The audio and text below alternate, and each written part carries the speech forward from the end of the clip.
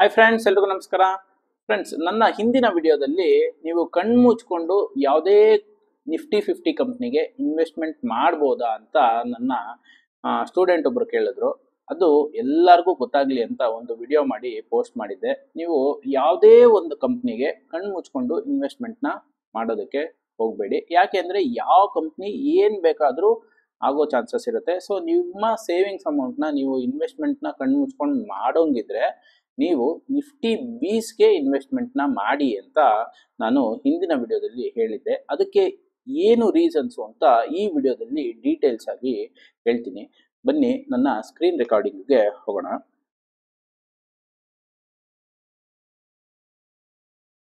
ನೋಡಿ, ಯಾಕೆ ನಾನು ನಿಫ್ಟಿ ಬೀಸ್ಗೆ ಬೇಕಂದ್ರೆ ನೀವು ಕಣ್ಣು ಮುಚ್ಕೊಂಡು ಇನ್ವೆಸ್ಟ್ಮೆಂಟ್ನ ಮಾಡ್ಬೋದು ಅಂತ ಹೇಳಿದೆ ಅಂದರೆ, ನಿಫ್ಟಿ ಈಸ್ ಡೈರೆಕ್ಟ್ಲಿ ನಿಫ್ಟಿ ಬೀಸ್ ಅನ್ನೋದೇನಿದೆ ಇದು ಡೈರೆಕ್ಟ್ಲಿ ಪ್ರಪೋರ್ಷನೇಟ್ ಟು ನಿಫ್ಟಿ. ಅಂದರೆ ನಿಫ್ಟಿ ಏನಾದರೂ 1,000 ಪಾಯಿಂಟ್ ಮೇಲಕ್ಕೆ ಹೋಯ್ತು ಅಂತಂದರೆ, ನಿಫ್ಟಿ ಅನ್ನೋದೇನು, ನಿಫ್ಟಿನಲ್ಲಿ 50 ಕಂಪ್ನಿ ಇದೆ. ಸೊ 50 ಕಂಪ್ನಿನಲ್ಲಿ ಯಾವ ಕಂಪ್ನಿ ಬೇಕಾದರೂ ಯಾವಾಗ ಬೇಕಾದ್ರೂ ಚೇಂಜ್ ಆಗ್ಬೋದು, ಆದರೆ 50 ಕಂಪ್ನಿ ಇದ್ದೇ ಇರುತ್ತೆ. ಸೊ ನಿಫ್ಟಿ ಅನ್ನೋದು ಚೇಂಜ್ ಆಗಲ್ಲ. ಸೊ ಈ ನಿಫ್ಟಿ 50 ಏನಾದರೂ 1,000 ಪಾಯಿಂಟ್ ಮೇಲಕ್ಕೆ ಹೋಯ್ತು ಅಂತಂದರೆ, ನಿಫ್ಟಿ ಬೀಸ್ ಅನ್ನೋದು ಅದರಲ್ಲಿ 1/10 ಭಾಗ ಅಂದರೆ 10 ರೂಪಾಯಿ ಮೇಲಕ್ಕೆ ಹೋಗುತ್ತೆ. ಈಗ 22,272 ನಿಫ್ಟಿ ಇದೆ, ನಿಫ್ಟಿ ಬೀಸು 246 ರೂಪಾಯಿ ಇದೆ. ಸೊ 1/10 ಭಾಗ ಇದೆ.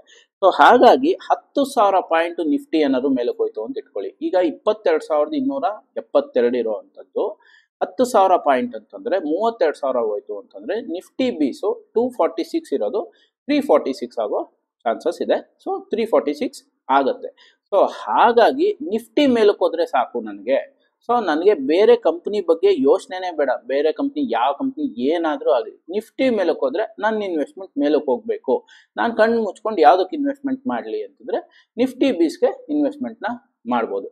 ಆದರೆ ನೀವು ಒಂದು ಮೈಂಡಲ್ಲಿ ಇಟ್ಕೊಬೇಕು, ಏನು ಅಂತಂದರೆ, ನಾನು ಇನ್ವೆಸ್ಟ್ಮೆಂಟ್ ಮಾಡಿದಾದ್ಮೇಲೆ ಅಕಸ್ಮಾತ್ ಏನಾದರೂ ನಿಫ್ಟಿ ಡೌನಿಗೆ ಬಂತು ಅಂತಂದರೆ ನೀವು ಲಾಸ್ನ ಬುಕ್ ಮಾಡಬಾರ್ದು.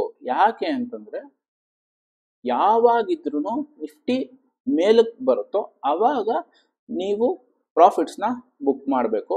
ಪ್ಲಸ್ ನಿಫ್ಟಿ ಅರ್ಜೆನ್ಸಿನಲ್ಲಿ ನೀವು ಬೈ ಮಾಡಿದ್ದೀರಾ, ಈಗ 246 ಬೈ ಮಾಡಿದ್ರಿ, ಇಲ್ಲಿಂದ ಒಂದೂವರೆ ತಿಂಗಳು 2 ತಿಂಗಳು ಆದಮೇಲೆ ಅಕಸ್ಮಾತ್ ಏನಾದ್ರು ಡೌನ್ ಬಂದಿತ್ತು ಯಾವುದೋ ಒಂದು ರೀಸನ್ಗೆ, ಅವಾಗ ನಿಮ್ಗೆ ಅರ್ಜೆಂಟಾಗಿ ದುಡ್ಡು ಬೇಕು ಅಂತಂದಾಗ ಮಾತ್ರ ನೀವು ಅದನ್ನ ಲಾಸ್ನ ಬುಕ್ ಮಾಡಿದ್ರೆ ನಿಮಗೆ ಲಾಸ್ ಆಗುತ್ತೆ.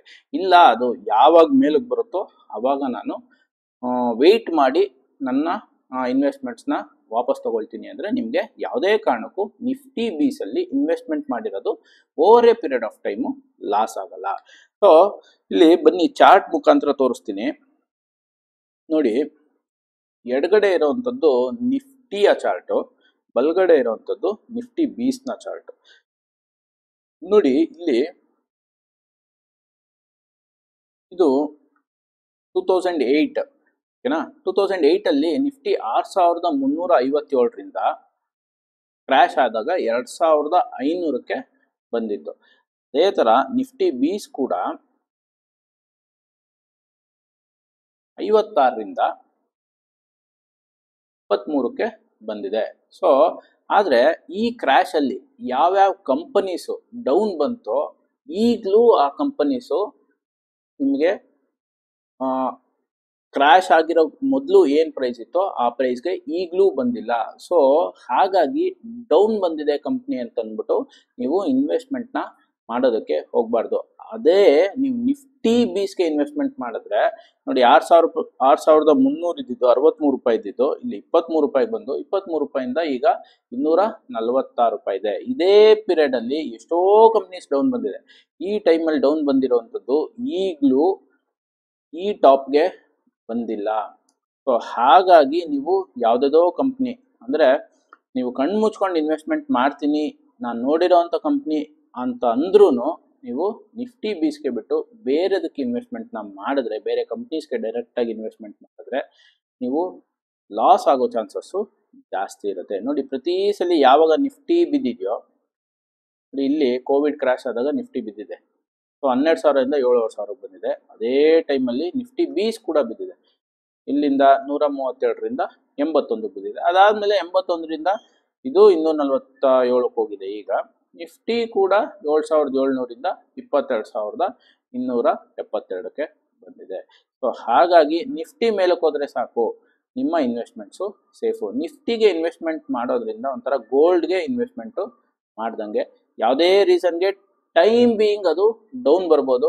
ಡೌನ್ ಬಂದು ನೀವು ಒಂದು 6 months 1 year ವೆಯ್ಟ್ ಮಾಡಿದ್ರೆ ನಿಮ್ಮ ಇನ್ವೆಸ್ಟ್ಮೆಂಟ್ಸು ಯಾವುದೇ ಕಾರಣಕ್ಕೂ ಲಾಸ್ ಆಗಲ್ಲ. ಅದೇ ನೋಡಿ, ಈಗ ನಾನು PNBಗೆ ಇನ್ವೆಸ್ಟ್ಮೆಂಟ್ ಮಾಡಿದ್ದೆ 2010 ಅಂತ ಇಟ್ಕೊಳ್ಳೋಣ.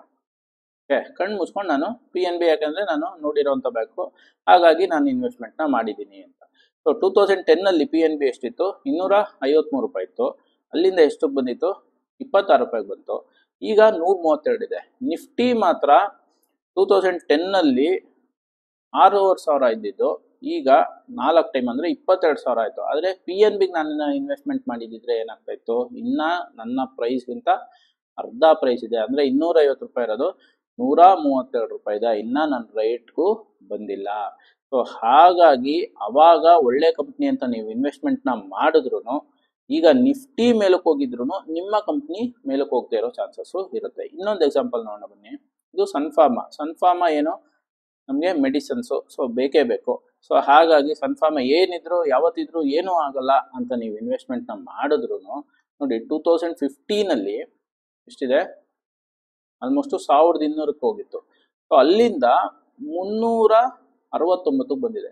2015 ಈಗ 2015 ಹೈಯಿಂದ ಈಗ 2024ಕ್ಕೆ ತೊಗೊಂಡ್ರೆ 9 ವರ್ಷ ಆದಮೇಲೆ 1,500 ರೂಪಾಯಿ ಬಂದಿದೆ. ಅಂದರೆ ಬರೀ 1,200ರಿಂದ 1,500 ಅಂತಂದರೆ ನಿಮಗೆ ಬರೀ 20% ರಿಟರ್ನ್ಸ್ ಕೊಟ್ಟಿದೆ.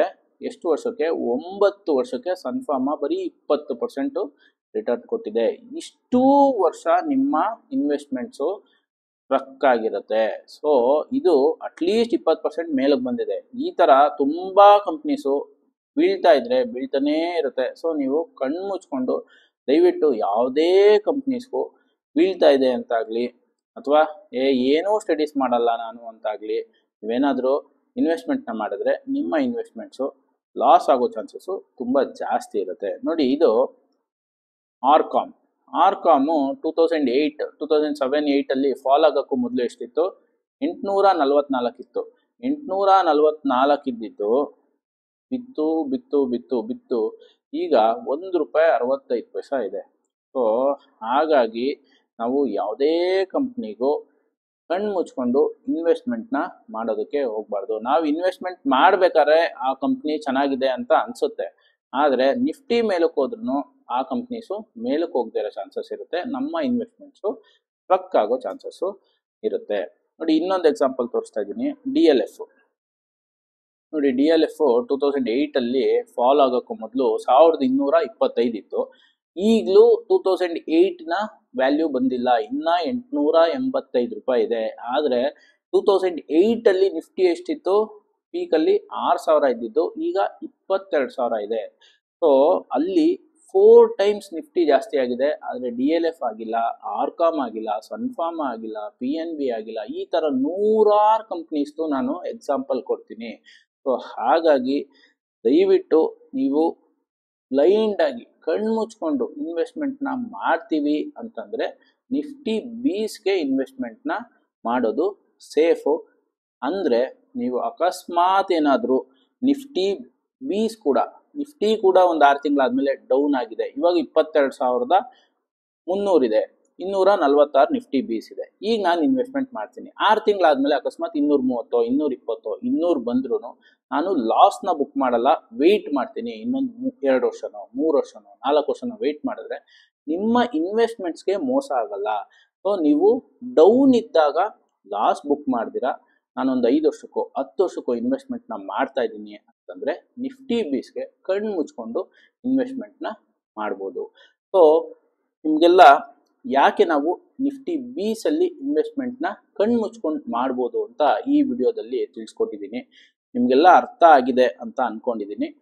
ನಿಮಗೆಲ್ಲ ನನ್ನ ಈ ವಿಡಿಯೋ ಇಷ್ಟ ಆಗಿದ್ರೆ ನಿಮ್ಮ ಫ್ಯಾಮಿಲಿ ಮತ್ತು ಫ್ರೆಂಡ್ಸ್ ಗ್ರೂಪಲ್ಲಿ ಶೇರ್ ಮಾಡಿ, ನನ್ನ ಯೂಟ್ಯೂಬ್ ಚಾನಲ್ಗೆ ಸಬ್ಸ್ಕ್ರೈಬ್ ಆಗಿ ಮತ್ತು ಲೈಕ್ ಮಾಡಿ ಅಂತ ಹೇಳ್ತಾ ನನ್ನ ಈ ವಿಡಿಯೋನ ಥ್ಯಾಂಕ್ ಯು ಫ್ರೆಂಡ್ಸ್.